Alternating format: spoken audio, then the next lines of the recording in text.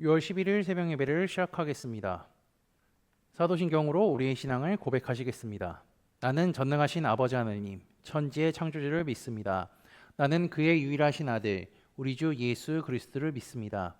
그는 성령으로 잉태되어 동정녀 마리아에게서 나시고 본디오 빌라도에게 고난을 받아 십자가에 못 박혀 죽으시고 장사된 지 사흘 만에 죽은 자 가운데서 다시 살아나셨으며 하늘에 오르시어 전능하신 아버지 하나님 우편에 앉아 계시다가 거기로부터 살아있는 자와 죽은 자를 심판하러 오십니다. 나는 성령을 믿으며 거룩한 공교회와 성도의 교제와 죄를 용서받는 것과 몸의 부활과 영생을 믿습니다. 아멘. 다 함께 찬송가 199장 찬양하시겠습니다.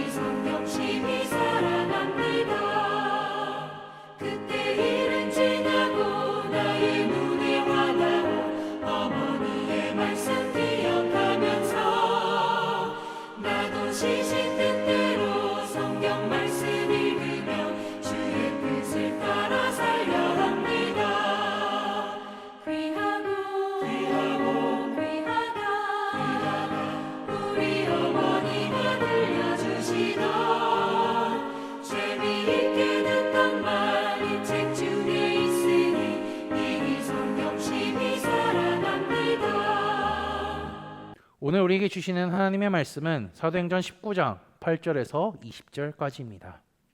그중 13절에서 20절까지 제가 봉독하도록 하겠습니다.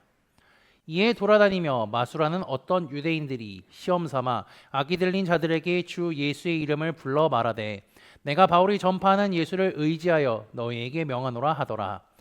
유대의 한 제사장 스게와의 7 아들로 이 일을 행하더니 악기가 대답하여 이르되 내가 예수도 알고 바울도 알거니와 너희는 누구냐 하며 악기 들린 사람이 그들에게 뛰어올라 눌러 이기니 그들이 상하여 벗은 몸으로 그 집에서 도망하는지라. 에베소에 사는 유대인들과 헬라인들이 다 이 일을 알고 두려워하며 주 예수의 이름을 높이고 믿은 사람들이 많이 와서 자복하여 행한 일을 알리며 또 마술을 행하던 많은 사람이 그 책을 모아 가지고 와서 모든 사람 앞에서 불사르니 그 책값을 계산한즉 은 5만이나 되더라. 이와 같이 주의 말씀이 힘이 있어 흥하여 세력을 얻으니라. 아멘. 바울의 본격적인 에베소 사역 역시 회당에서부터 시작합니다. 바울은 2차 전도 여행 때 잠시 방문한 후에 다시 돌아와서 하나님의 나라를 담대히 전하고 가르치죠. 하나님의 나라는요, 결국 예수님 안에서 성취되는 새 나라, 새 질서를 의미합니다. 본문 8절은 바울이 석 달 동안 하나님의 말씀을 가르쳤다고 합니다. 3달 동안의 말씀을 강론함에도 불구하고요. 어떤 사람들은 마음이 굳어서 순종하지 않고 사람들 앞에서 이 돌을 비방한다고 하죠. 그리고 본문을 보면요. 이 비방하는 장면, 부정적인 것만 기록하고 있습니다. 바울은 그래서 그곳을 떠나서 제자들을 따로 세우고 두란노 서원에서 2년 동안 하나님의 말씀을 가르쳤습니다. 두란노에서의 사역은 매우 성공적이었습니다. 2년 동안 에베소를 넘어 아시아에 사는 유다인이나 헬라인이나 다 말씀을 들었다고 하죠. 결국 이곳은 제자들과 평신도 그리고 기독교에 관심 있는 모든 자들이 모여서 하나님의 말씀을 듣는 장소가 되었습니다. 바울은 에베소에서 약 3년간 사역을 했는데요. 오늘 본문인 11절에서 20절 그리고 내일 살펴볼 21절에서 40절의 내용은요. 에베소 사역 후반기에 있었던 두 가지의 일을 기록하고 있습니다. 먼저 11절에서 12절은 첫 사건의 배경이 된 바울의 가르침과 이적에 대해 소개하고 있죠. 하나님께서 바울의 손을 통하여서 기적을 베푸셨습니다. 그게 어느 정도까지였냐면요. 사람들이 바울의 몸에서 손수건이나 앞치마를 가져다가 병든 사람에게 얹으면 그 병이 떠나고요. 악귀도 떠나가게 되었습니다. 이러한 배경은 바울이 얼마나 성령 충만했는지 우리로 하여금 상상할 수 있게 만들죠. 이런 바울이 열심히 사역하고 바울의 사역의 열매가 맺던 이 에베소라는 지역은요. 원래 마법이 유행했던 지역입니다. 바울이 행하는 것을 보고 어떤 마술사는요. 흉내내지 못할 것이라 생각한 사람도 있는 반면에 또 다른 마술사들은 그것을 따라하기 시작했습니다. 이들은 바울이 전하는 복음을 듣는 것이 아니라 그가 병을 고치고 귀신을 내쫓을 때 했던 말과 행동 그것을 지켜본 다음에 그대로 행하기로 결심하죠. 그래서 바울을 따라합니다. 13절 하반절입니다. 내가 바울이 전파하는 예수 그리스도를 의지하여 너희에게 명하노라. 이렇게 예수님의 이름을 들먹이면서 주술을 시도한 것이죠.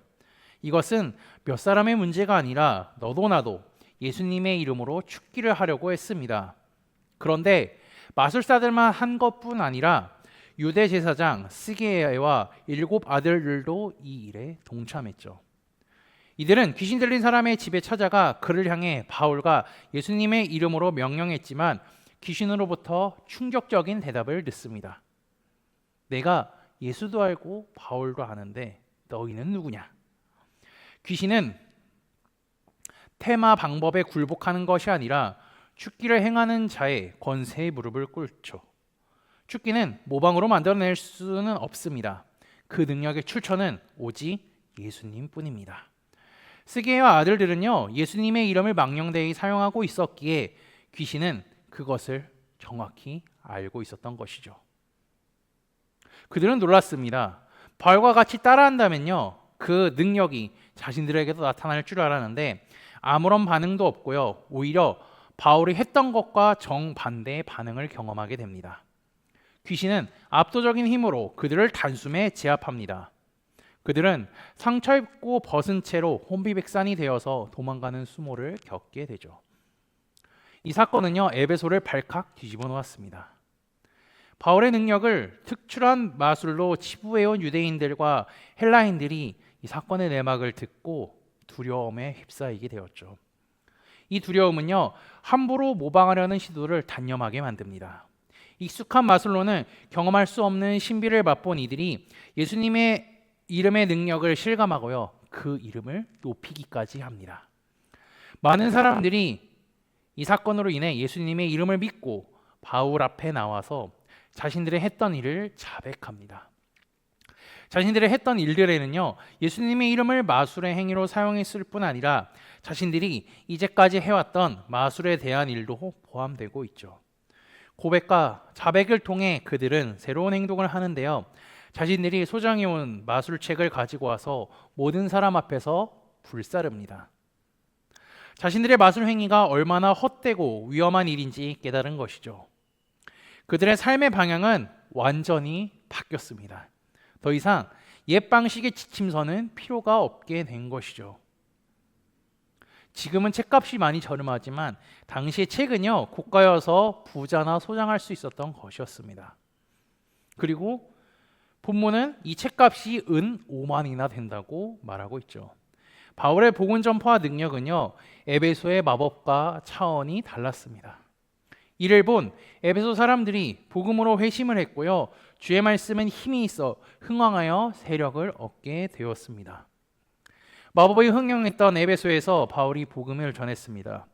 예수 그리스도의 이름으로 능력을 행했습니다. 세상의 마술과 비교할 수 없는 뛰어난 능력을 가진 예수 그리스도의 능력으로 말미암아 그 땅은 변화되었습니다. 세상의 방법과 힘으로는 하나님을 이길 수 없음을 깨닫게 된 것이죠.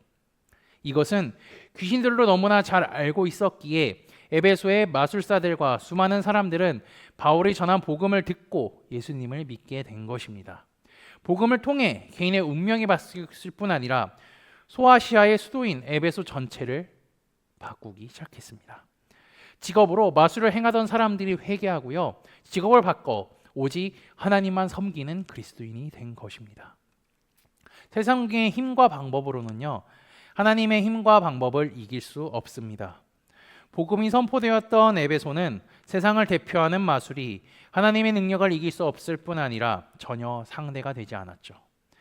하나님의 능력을 경험하고 체험한 사람들은요 자신의 잘못을 고백하고 회개합니다. 그곳엔 복음을 듣고 돌아오는 자들이 날마다 더해졌습니다. 에베소에 있던 개인들이 변하여서요 이제 그 땅이, 그 지역이 변하기 시작했습니다. 우리의 삶 속에서도 이 하나님께서 함께 하십니다. 날마다 하나님의 힘과 능력을 경험하며 승리하는 삶을 살아가는 코너스톤 믿음의 형제자매들이 되시기를 주님의 이름으로 축복합니다. 다 함께 찬송가 268장 찬양하시겠습니다.